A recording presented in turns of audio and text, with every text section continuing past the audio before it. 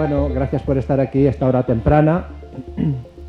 Voy a comentar algunas cosas que ya expuse en el seminario de hace 2 días por la tarde y bueno, espero que les interese. Las ideas son de cara a que tanto autores como editores pueden mejorar en algunos aspectos para que puedan recibir más citas, ¿no? Digamos, lo que es importante es que sea un trabajo sólido, bien hecho, ¿no? Pero luego, claro, hay una serie de factores que pueden afectar el hecho de que sea más citado o no posteriormente. Entonces, algunas de las cosas afectarán tanto a editores como a autores.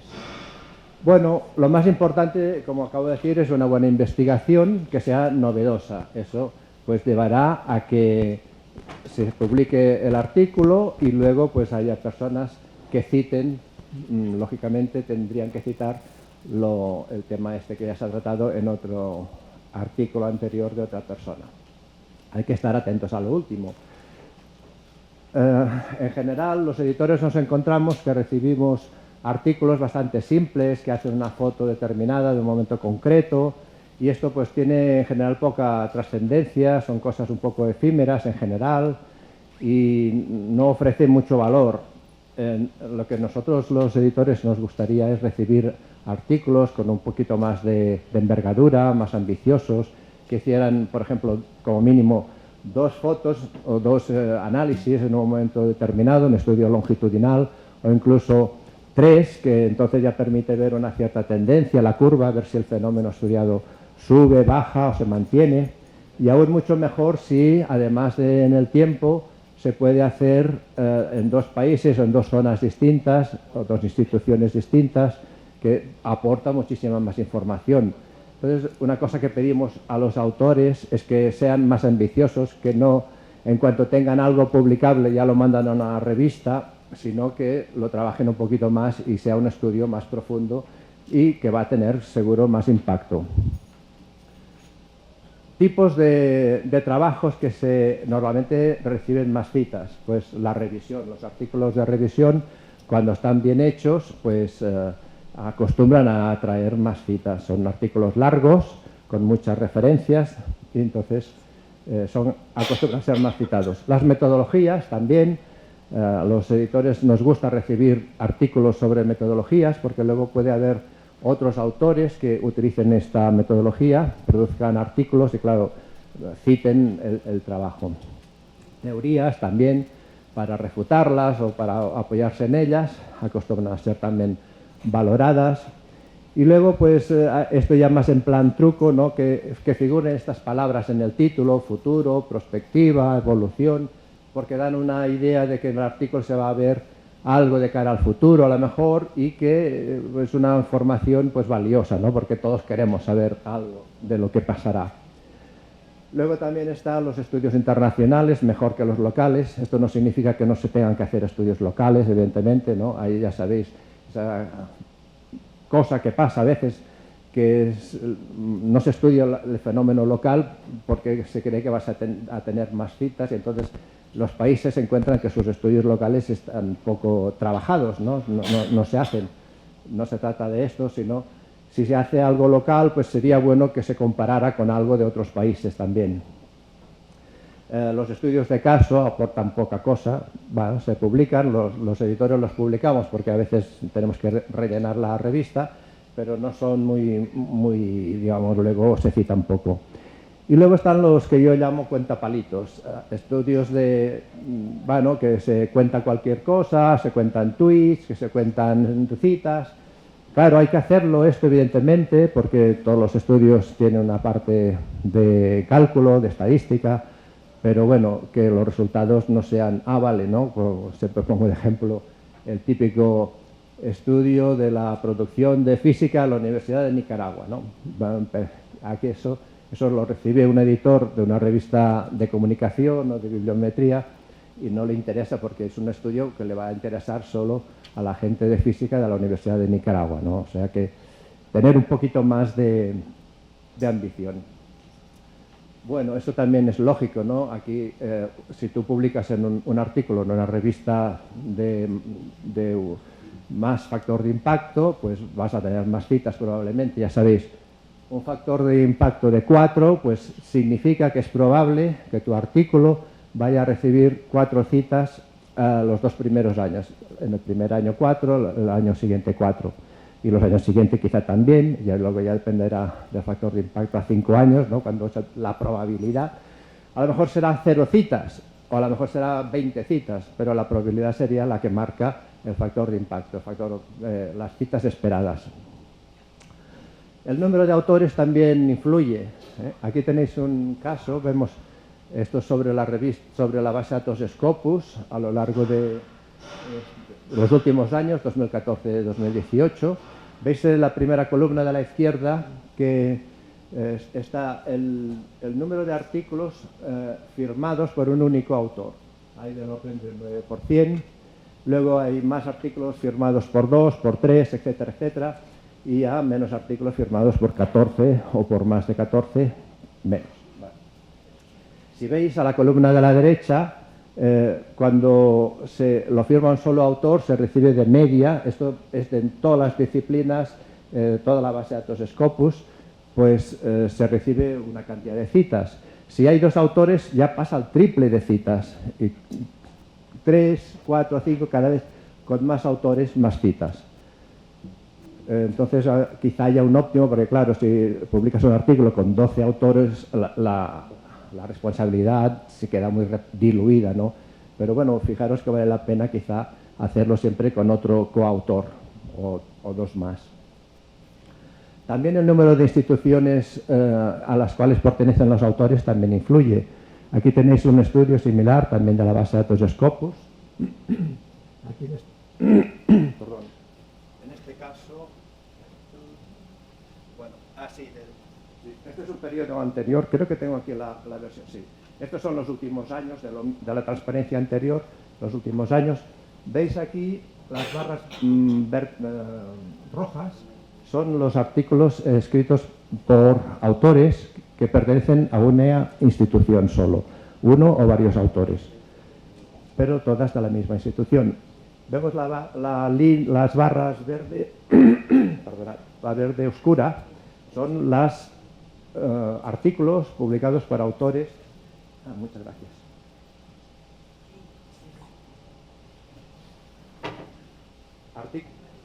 Artículos publicados por autores que pertenecen de instituciones de países distintos.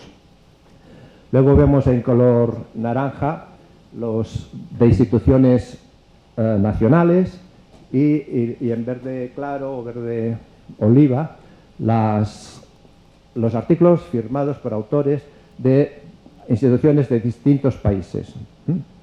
Veis aquí el resultado de esto, el número de citas que se obtiene en cada caso. La línea roja de abajo es lo que da menos citas cuando los autores pertenecen a una única institución. Ya cuando son cooperaciones nacionales se obtienen más citas, las internacionales aún más, y luego las nacionales e internacionales aún más. ¿Por qué? ¿Por qué las nacionales? Bueno, porque si es la forma como se ha calculado esto. Para calcular las cooperaciones nacionales e internacionales tiene que haber por lo menos 3 autores. Y como hemos visto antes, cuando hay más autores hay más citas. Por eso la línea verde clara está por encima. Tendría que ser como la verde oscura. Vale. Más cosas que influyen. Pues, por ejemplo, el título del artículo. Siempre se había dicho títulos cortos, pues no, títulos largos. Cuanto más largo, más posibilidad es de que este artículo sea encontrado en búsquedas en bases de datos. Ahora, eso sí, palabras no vacías, ¿no? Intentar que haya palabras que tengan interés para que definan el contenido del artículo. También se han hecho estudios empíricos. Cuando hay signos ortográficos raros no se citan tanto los artículos. También ahora, hace muy poco salió un artículo encontrando que los artículos que tenían guiones en el título se citaban menos. Bueno, esto fue bastante discutido en algunas redes de bibliómetras, pero yo creo que sí que puede ser porque muchas veces este guión lo escribes en un Word o en un InDesign o así y se convierte en un guión largo. Y el guión largo ya no es un signo ASCII básico y podría ser que tuviera algún problema eso para que Google lo indexe. Sería algo indirectamente por culpa de Google, no sé. En fin, pero es mejor. Si hay, como es típico, un título con dos partes, pues lo mejor es separar las dos partes con por 2 puntos o por 1 punto. Bueno, el resumen o abstract, esto es muy importante, es importantísimo, los autores no le dan ninguna importancia, los editores a veces tampoco. Te encuentras con la aberración de que muchas revistas que aún se publican en papel tienen la psicosis de todo corto para no gastar papel. Papel es nefasto, todo el mundo tendría que dejar el papel ya porque es del siglo pasado. Nadie busca ya en papel, las bibliotecas se quitan el papel de encima. Entonces yo aconsejaría que nunca enviarais algo a una revista en papel, así de drástico. Bueno, la redacción tiene que ser muy buena de los abstracts. Los editores nos vemos obligados a redactarlos, a arreglar la redacción porque en general es tan fatal, no sé por qué. Los autores piensan que no es importante, lo redactan de cualquier manera y es muy importante porque el abstract va a ser lo que va a leer más gente. Los autores piensan que esto no lo va a leer nadie, que es como un prólogo de un libro, y no es verdad. El abstract, no tienes el artículo en las manos para dejar el abstract y pasar a leer el artículo. Primero ves el abstract en la base de datos y si ves que te interesa, pues bajas el artículo. Y además, muy importante, que haya los resultados, porque muchos autores van buscando bibliografía para adornar o para trabajar en su artículo, en su investigación, y ven unos resultados en el abstract y ya no se molestan en bajar el artículo, ya lo citan, y es lo que queremos, que nos citen. Otro tema muy descuidado, aún más que el abstract, son las palabras clave. Las palabras clave son puntos de acceso al documento en las bases de datos. Muchas palabras clave. También nos encontramos con muchas revistas que dicen máximo 5 palabras clave. Esto es una aberración, tiene que ser 10, 15 palabras clave, porque son puntos de acceso. También se dice no repetir palabras del título. Pues sí, hay que repetir palabras del título en las palabras clave porque eso le va a dar más peso semántico a este artículo sobre el tema que se está buscando. Hay que poner sinónimos. Antes se decía siempre no sinónimos, que ya está bastante, este concepto ya está bastante expresado. Pues sí, hay que poner sinónimos. Hay que poner acrónimos. Lo que la gente puede estar utilizando para hacer la búsqueda. También he visto algunas revistas que dicen todas las palabras clave tienen que sacarse de este tesaurus. ¿Quién usa tesaurus para hacer búsquedas? Yo ya no conozco a nadie. Por los años 90 sí que se usaban los tesaurus, era obligatorio para hacer búsquedas en bases de datos, pero hoy en día no. Entonces, vale, usa tesaurus para encontrar términos nuevos, pero no te olvides de los términos libres, porque no sabes la gente qué terminología va a utilizar en cualquier base de datos donde esté indexada esta revista, o en Google Scholar o donde sea, ¿no? Y luego los editores, los que hay aquí, por eso digo que a veces me refiero a autores, otros a editores, otras veces, que si vemos que el autor no ha puesto suficientes palabras claves, pues nos leemos el artículo, o si no, nos vamos directamente a la bibliografía, allí nos inspirará cantidad de palabras clave que se pueden aplicar al artículo. Otros temas. Número de referencias bibliográficas. También se han hecho estudios empíricos. Va relacionado un poco con lo que os decía antes de los reviews, de los artículos de revisión, que son largos con muchas citas. También, cuantos más citas hay en la bibliografía, pues más probabilidad hay de que la gente encuentre este artículo. También veo muchas revistas que limitan a 30, por ejemplo. No hay que limitar a 30. Claro, el peligro es que entonces que hay autores que metan autores que realmente no los han citado, que son amigos. Bueno, esto no puedes controlarlo. Pero claro, la gente se busca a sí misma por las redes, por ejemplo, ¿no? Entonces encuentra su artículo porque está citado en un artículo, se lo leerá. Ese autor citado es posible que encuentre su artículo y lo lea, ese artículo. Entonces que devuelva la cita. Bueno, la extensión también va ligado a lo anterior. Cuanto más extenso, quizá haya también más citas, sea el mismo fenómeno, pero también puede ser que un artículo más extenso sea un estudio de más profundidad y por lo tanto sea más citado también. El acceso abierto, ya sabéis, pues si está en acceso abierto, es más probable que lo vea más gente y que se cite. Aunque esto varía mucho en las disciplinas. Se han hecho estudios y hay disciplinas que afectan mucho que estén en acceso abierto y otros que no se nota tanto. Y luego copias en webs, repositorios, redes sociales, etc. Cuantas más copias haya, más posibilidades hay de que la gente no se encuentre. O sea que es un trabajo que tiene que hacer cada autor, y si no lo hace el autor, lo hace el editor también. Por eso digo que somos colaboradores, ambos tenemos el mismo interés en recibir muchas citas. Hay que subir los PDFs a las redes sociales. A veces el propio autor tiene la obligación de hacerlo porque le obliga a la institución que le ha financiado o la propia universidad le obliga a subirlo a un repositorio. Esto es muy importante que se haga, que no se confíe solo en la web de la revista, sino... Bueno, hace rato que voy hablando de Google, ¿no? Lo he citado, pero realmente aquí es un panorama totalmente distinto. Aquí, digamos, lo que yo hablo hoy sobre todo es el nuevo panorama desde que hay Google Scholar. Y esto hace muy pocos años. Las revistas nos han enterado. Muchas revistas nos han enterado que existe Google Scholar, una cosa que está por aquí, pero que no saben lo que afecta tanto. No estar en Google, ya sabéis, ya se dice, es no existir, pero es mucho más. Google ha invadido todo y también el Google Scholar ha invadido los documentos, lo lee todo y las citas. Las citas.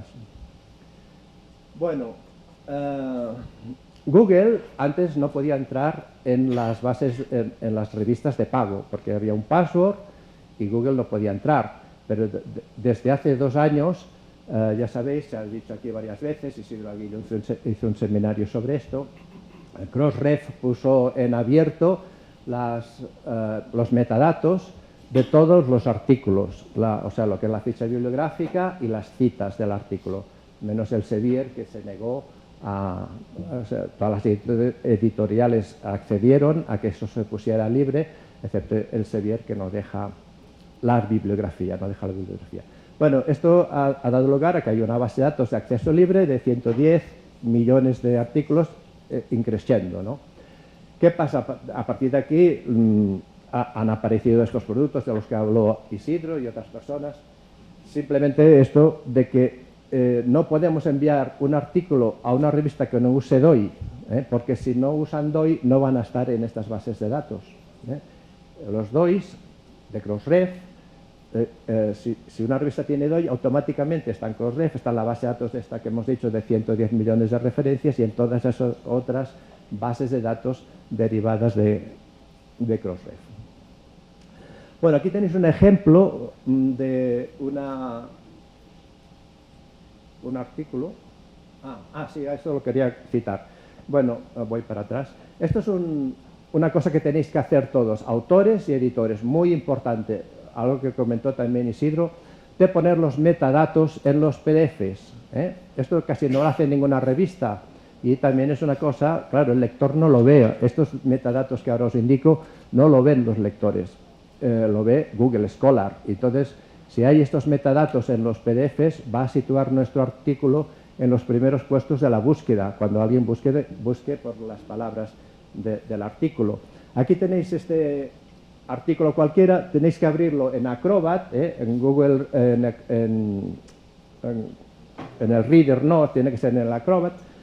El primer menú de arriba es File o Archivo, lo abrís, aparece este desplegable y en Propiedades, lo abrís en Propiedades, se abre este formulario y lo tenéis que rellenar con el título del artículo, los autores separados por punto y coma, algo que hago énfasis, separar por punto y coma, separar por punto y coma, separar por punto y coma, vale.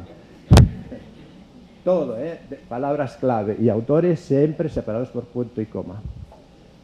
Y sobre todo, muy importante, los keywords, las palabras clave, poner las palabras clave aquí.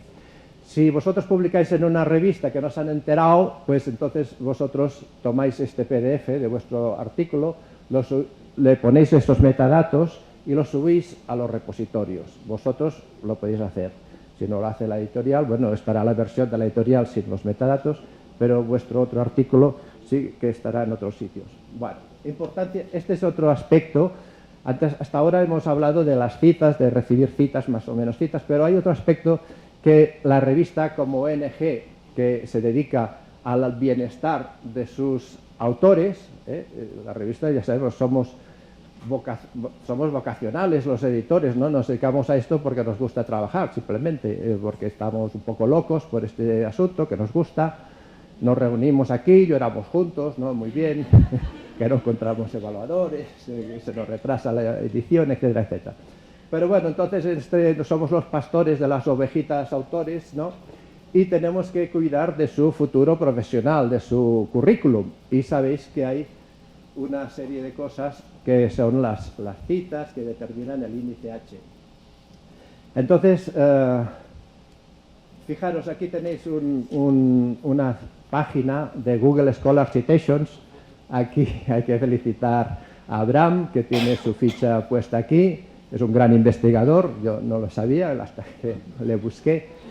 Y bueno, esto es una cosa que es obligatorio, que todos los autores tienen que tener su página en Google Scholar Citations. Dicho de paso, también las revistas también deberíamos hacernos un perfil aquí, pero ya no, y poner el enlace desde nuestra web de la revista. Pero bueno, esto es a lo que voy. Aquí hay un señor también presente en la sala, que es el gran Isidro Aguillo, no por el tamaño, sino por la inteligencia, que hace estos rankings de páginas, bueno, de índice H por Google Scholar, y claro, hay que estar en estas páginas. Luego las agencias de acreditación miran estas páginas y ven el ranking. Estas páginas tienen que estar curadas, porque hay gente que te hace el truco de poner el trabajo de otro autor que ha recibido 1000 citas y así se levanta el índice H, pero Isidro lo capta y lo borra, ¿no? O sea, esas páginas tienen que estar curadas. Fijaros aquí qué pasa con las normas de citación de los estilos actuales. Esto es una revista, un artículo de una revista con 4 autores. ¿Cómo aparece la referencia bibliográfica aconsejada por, en este caso, por MLA? Pues esta gente, yo creo que estaban borrachos cuando hicieron esa norma, porque no veo la razón. Mira, Campos Freire, Francisco, coma. ¿Cómo sabe Google Scholar dónde termina un nombre y un apellido? Puede hacerse un lío. Pero la cosa rara de esta norma, igual que la Chicago, que es otra también, que también estos deben tomar whisky, estos no sé qué otra cosa, en MLA. Bueno, pues, ¿por qué esta idiotez? Con perdón. Campos Freire, o sea, apellido, nombre y luego nombre, apellido. ¿Esto por qué? Uy. Ay, gracias. ¿Por qué esto? Esta absurdidad, ¿no? No tiene sentido. Pero claro, Google Scholar se hace un lío con esto. Luego, available on. Esto tiene que ser subnormal, que si no ves aquí una URL no sepas que esto está disponible. Pues fuera, lo que no sirve hay que quitarlo. Accesseten, ¿qué más da? Accesseten. Si tú miras esa referencia, tú tienes que tener confianza en que el autor accedió a este sitio, lo pone, y si algún día desaparece, pues mala pata, pero no hace falta tener accesseten como si fuera un acta notarial de algo, ¿no? En Guadalajara, fecha tal, hora tal, se toma certificación de que este artículo estaba accesible online, tal. Bueno, no se trata de esto, ¿no? Aquí, fijaros, eran 4 autores, pero con la Chicago, según la norma Chicago, los otros autores se quedan en tal. Entonces, ¿quién les va a citar a estos pobres etal? Jamás debe haber etal en una cita, jamás. A menos que sean estos artículos de altas energías o de genomas que tienen equipos bueno, hay un artículo famoso que tiene 5000 citas, ¿no? 9 páginas de nombres de autores, bueno, 5000 autores, perdón. 9 páginas de nombres de autores y luego aparecen 5 páginas de artículos. Solo los autores ocupan 9 páginas. Bueno, pero esto, en fin, en este caso sí que pondremos un etal a partir del 12 o del 15, pero no pasa nada por poner 10 nombres de autores. Una burrada muy grande también de estas normas absurdas es poner un punto al final de una URL. Esto no se debe hacer jamás. Esto es intentar que luego no funcione el URL. Por cierto, editores tienen que poner los URLs clicables. He visto muchas revistas que no son clicables.